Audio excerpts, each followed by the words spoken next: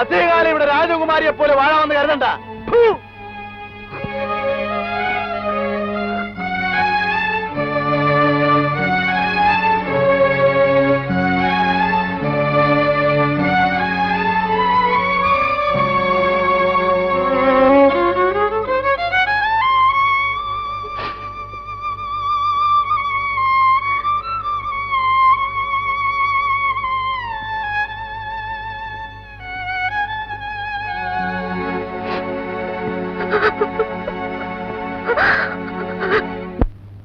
പിന്നീടുള്ള ദിവസങ്ങൾ മേഴ്സി കൂടുതൽ ഒറ്റപ്പെടുകയായിരുന്നു.